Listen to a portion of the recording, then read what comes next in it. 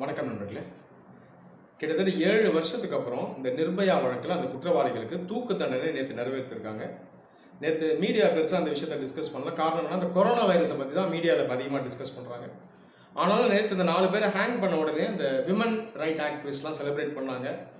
அவங்க என்ன சொன்னாங்கன்னா, இந்த மாதிரி தண்டனைகள் வழங்கப்பட்டால் தான் இந்த ரேப் போன்ற பாலியல் வன்கொடுமைகள் இந்தியாவில் குறையும், இந்த மாதிரி குற்றம் செய்கிறவங்களுக்கும் ஒரு பயம் இருக்குன்னு அவங்க சொன்னாங்க. சரி, இப்போ இந்த வழக்கில் இந்த 4 பேருக்கும் அந்த டெத் பெனால்ட்டியை நிறைவேற்றிட்டாங்க. சரி, இப்போ இந்த கேஸ்னால் மட்டுமே, இந்த தண்டனையால் மட்டுமே இந்த குற்றம் செய்கிறவங்களுக்கு பயம் வருமா? நாளைக்கு இந்தியாவில் இந்த மாதிரி கிரைம்ஸ் நடக்காமல் இருக்குமா அப்படிங்கிறத நம்ம பார்ப்போம்.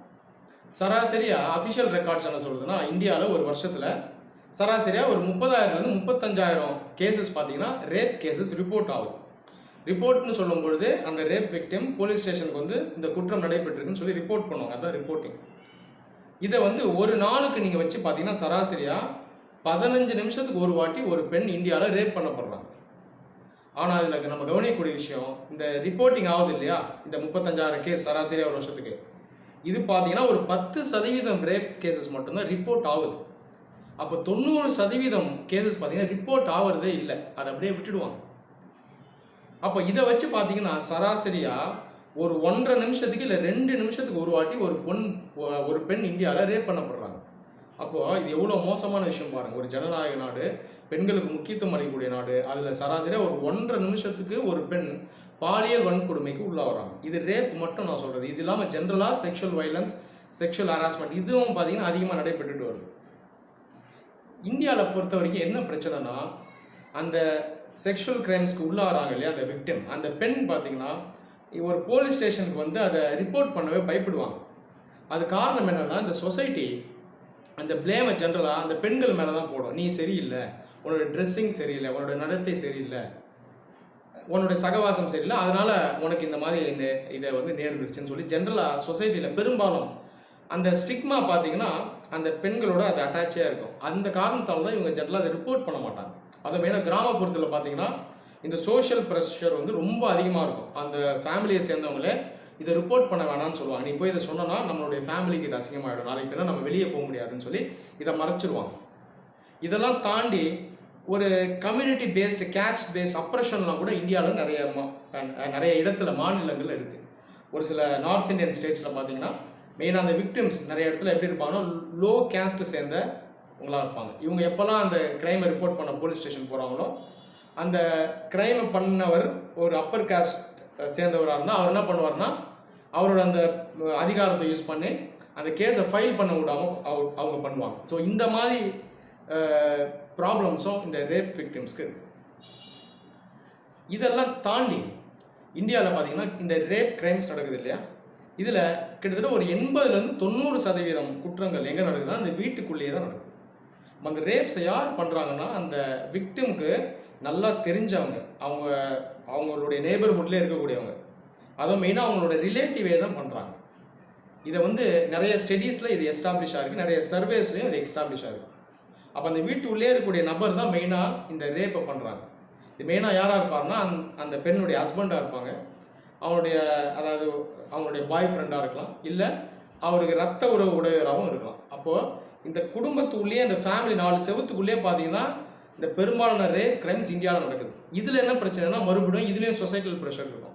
அந்த குடும்பத்தை சேர்ந்தவங்களை இதை ரிப்போர்ட் பண்ண விட மாட்டாங்க. இதை ரிப்போர்ட் பண்ணால் நமக்கு அசிங்கம், நம்ம வெளியே போகவே முடியாது, நம்ம ஃபேமிலியை சேர்ந்த ஒருத்தர் இந்த மாதிரி பண்ணியிருக்காங்கன்னா நம்ம எப்படி போய் சொல்கிறது, நாளைக்கு தண்டனை கொடுத்தாங்கன்னா இவர் தான் நாளைக்கு ஜெயிலுக்கு போகணும் அப்படின்னு சொல்லி மறுபடியும் இதுக்குள்ளே அந்த சொசைட்டல் ப்ரெஷர் இருக்கும், அந்த சொசைட்டல் ஸ்டிக்மா இருக்கும். அப்போ இந்த காரணத்தினாலேயே மெயினாக பெரும்பாலான கேசஸ் பார்த்தீங்கன்னா இந்தியாவில் ரிப்போர்ட் ஆகாமலே போகும். ஒருவேளை இந்த ரிப்போர்ட் ஆகிற கேசஸ் இருக்கு இல்லையா, இதில் என்ன பிரச்சனைனா, இந்த விக்டிம் வருவாங்க இந்த போலீஸ் ஸ்டேஷனில் வரும்போது அங்கே ஒரு சில ப்ராப்ளம்ஸ் இருக்கும். ஸோ அவங்க அந்த குற்றமை வந்து டிஸ்கிரைப் பண்ணணும். ஒரு சில போலீஸ் ஸ்டேஷன், அதாவது ஒரு சில போலீஸ் ஸ்டேஷன் சொல்கிறேன், எல்லாத்துலேயுமே இல்லை, இப்போ நிறைய இடத்துல ஸ்ட்ரீம்லைன் பண்ணிட்டாங்க. அந்த போலீஸ் ஆஃபீஸர்ஸ் பார்த்தீங்கன்னா அந்தளவுக்கு ஃப்ரெண்ட்லியாக இருக்க மாட்டாங்க. இதுலேயும் ஒரு ப்ராப்ளம் இருக்கும். அப்போ இதுலேயே ஒரு பயம், அது ரிப்போர்ட் பண்ணும்போதே எனக்கு ஒரு பெரிய ஒரு ஆர்டிஎல் இருக்கும், எனக்கு ஒரு மிகப்பெரிய மனவேதனை இருக்கும், இது ஏன் நான் போய் சொல்லணும், அப்போ இந்த வேதனை தாங்கிட்டே நான் இருந்துறேன்னு சொல்லி நிறைய பெண்கள் மறுபடியும் இதை வந்து ரிப்போர்ட் பண்ணாமல் கூட வந்துடுவாங்க. இந்த பிரச்சனையும் இருக்குது.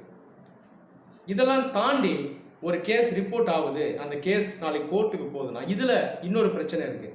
சராசரியாக இந்தியாவில் 25% மட்டும்தான் ரேப் கிரைம்ஸ்க்கு கன்விக்ஷன் ரேட் இருக்குது. கன்விக்ஷன் ரேட்னு சொல்லும்பொழுது அந்த குற்றவாளி இருக்கார் இல்லையா, அந்த அக்யூஸ்ட் இருக்கார் இல்லையா, அவர் குற்றவாளி நிரூபணம் ஆகிறது ஒரு சராசரியாக 25%, 27% தான் அது நிரூபணம் ஆகும்.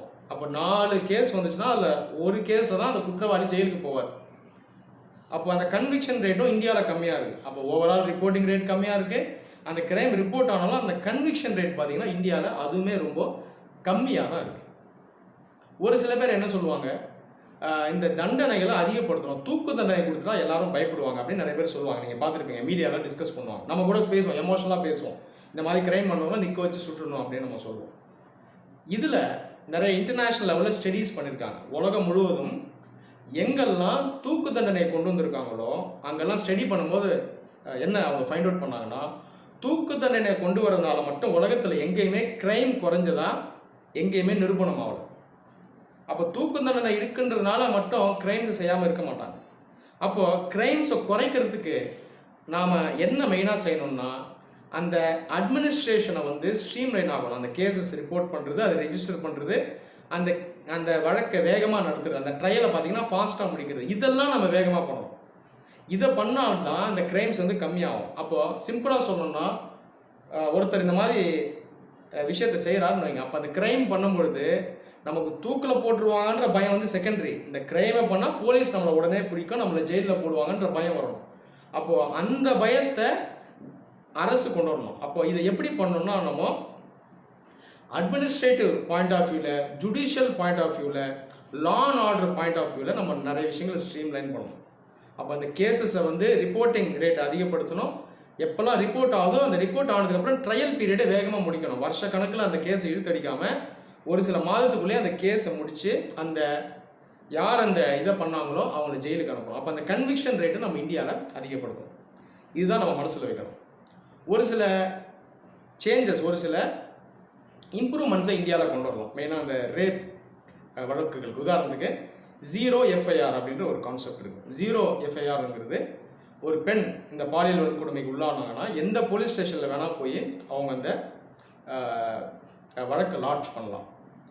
அந்த ஆஃபீஸர் என்ன பண்ணணும்னா, அந்த ஸ்டேஷனில் இருக்க ஆஃபீஸர் அவங்கக்கிட்ட அந்த வாக்குமூலத்தை வாங்கிட்டு அதுக்கு எவிடன்ஸ் டாக்குமெண்ட்ஸ் எதாவது இருந்துச்சுன்னா அதையும் கலெக்ட் பண்ணி கன்சர்ன்டு போலீஸ் ஸ்டேஷன் ஏதோ அதுக்கு அவங்க ஃபார்வர்ட் பண்ணிடணும். ஸோ இதுதான் 0 FIR. அதாவது FIR at any police station, எந்த போலீஸ் ஸ்டேஷன் வேணால் நீங்கள் அந்த கேஸ் எடுத்துகிட்டு போய் நீங்கள் வந்து ஃபைல் பண்ணலாம். அதுக்கப்புறம் அந்த கன்சர்ன்டு போலீஸ் ஸ்டேஷனுக்கு அதை ஃபார்வர்ட் பண்ணிவிடுவாங்க. இதுதான் 0 FIR. ஸோ இந்தியாவில் இந்த 0 FIR கான்செப்டையும் அதிகமாக நம்ம எடுத்துகிட்டு வரணும். இந்தியா ஃபுல்லாகவே இந்த சிஸ்டம் கொண்டு வரணும். அது இல்லாமல் EFIRனு ஒரு சிஸ்டம் இருக்குது. EFIR அப்படிங்கிறது என்னென்னா, நம்ம ஆன்லைன்லேயே இந்த FIR-ஐ ஃபைல் பண்ணலாம். FIRனு நான் சொல்லும்போது நம்ம அந்த கேஸை ஃபைல் பண்ணுறது ஆன்லைனில் பண்ணணும். அதுக்கான ரிப்போர்ட் அந்த FIR-ஐயும் ஆன்லைன்லேயே ஜென்ரேட் பண்ணி நமக்கு அனுப்பிச்சிடுவாங்க. அதுதான் EFIR. ஜென்ரலாக இந்தியாவில் பொறுத்த வரைக்கும் நான் காக்னிசபிள் அஃபென்சஸ் தான் நம்ம ஆன்லைனில் நம்மளால் ஃபைல் பண்ண முடியும். காக்னிசபிள் அஃபென்சஸை ஃபைல் பண்ண முடியாது. காக்னிசபிள் அஃபென்சஸ்லாம் இதெல்லாம் மர்டர், ரேப், இதெல்லாம் காக்னிசபிள் அஃபென்சஸ். இதை ஜென்ரலாக ஆன்லைன் மோடில் பார்த்தீங்கன்னா நம்ம ஃபைல் பண்ண முடியாது. இதுவும் ஒரு பிரச்சனை. ரேப் விக்டிம்ஸ் ஜென்ரலாக நான் சொன்னது போல் டேரெக்டாக ஒரு போலீஸ் ஸ்டேஷன் போய் இந்த விஷயத்தை சொல்கிறதுக்கு பயப்படுவாங்க. ஆனால் ஆன்லைன் மூலமாக கேஸை ஃபைல் பண்ணலாம் அப்படின்னா அந்த ரிப்போர்ட்டிங் ரேட் கொஞ்சம் பெட்டராக இருக்கும். இந்த மாதிரி ரேப் நடக்கும்போது இந்த விக்டிம் என்ன பண்ணுவாங்கன்னா, ஆன்லைன் ஃபெசிலிட்டி நம்ம கொடுத்தோம்னா அதில் கொஞ்சம் பயம் இல்லாமல் வீட்டில் இருந்தே அவங்க இந்த இதை ஃபைல் பண்ணுறதுக்கு இது உதவியாக இருக்கும். அதே போல் அட்மினிஸ்ட்ரேஷன் பாயிண்ட் ஆஃப் வியூவில் ஒரு ரேப் விக்டிம் ஒரு போலீஸ் ஸ்டேஷனுக்கு வராங்கன்னா முதல்ல அவங்களுக்கு நம்ம அந்த மெடிக்கல் கேர் கொடுக்கணும். அது இல்லாமல் அவங்களுக்கு சைக்காட்ரிக் ஹெல்ப்பும் நம்ம தரணும். ஏன்னா அவங்க வந்து உளவியல் ரீதியாக பாதிக்கப்பட்டிருப்பாங்க. இந்த ஹெல்ப்பும் நம்ம பண்ணணும். இந்தியாவில் நிறைய போலீஸ் ஸ்டேஷனில் ஏற்கனவே இந்த சிஸ்டம்ஸை கொண்டு வந்துட்டாங்க, இந்த இம்ப்ரூவ்மெண்ட்ஸை கொண்டு வந்துட்டாங்க. விமன் ஆஃபீஸர்ஸை இந்த மாதிரி கிரைம்ஸை வந்து இதுக்கான கேஸை ஃபைல் பண்ணுறதுக்கு நிறைய போலீஸ் ஸ்டேஷன் அப்பாயிண்ட் பண்ணியிருக்காங்க. ஸோ இதெல்லாம் ஆல்ரெடி ஸ்டார்ட் பண்ணிட்டாங்க. இதை இன்னும் பெட்டர் ஆகணும், இன்னும் ஸ்ட்ரீம்லைன் பண்ணணும். அப்போது இந்த ரேப் குற்றங்களை லாங் டேர்மில் இந்தியாவில் குறைக்கணும் அப்படின்னா நான் சொன்னது போல் அந்த அட்மினிஸ்ட்ரேஷன் பாயிண்ட் ஆஃப் வியூவில் ரிப்போர்ட்டிங்கை நம்ம இன்க்ரீஸ் பண்ணணும். இந்த விக்டிம் ஃப்ரெண்ட்லி அட்மினிஸ்ட்ரேஷனை நம்ம கொண்டு வரணும். ஸோ அந்த விக்டிம்ஸ்க்கு ஃப்ரெண்ட்லியாக இந்த போலீஸ் ஆஃபீஸர்ஸ், ஓவரால் ஜுடிஷியரி இது பார்த்திங்கன்னா இயங்கணும். அதே போல் இதை நம்ம செய்யும்போது கன்விக்ஷன் ரேட் ஆட்டோமேட்டிக்காக இன்க்ரீஸ் ஆகும். ஸோ இதை நம்ம செஞ்சோம்னா தான் அந்த குற்றவாளிகளுக்கு ஒரு பயம் இருக்கும். ஃப்யூச்சரில் இந்த ரேட் கிரைம்ஸ் பார்த்தீங்கன்னா கிராஜுவலாக இந்தியாவில் ரெடியூஸ் ஆகும். நன்றி.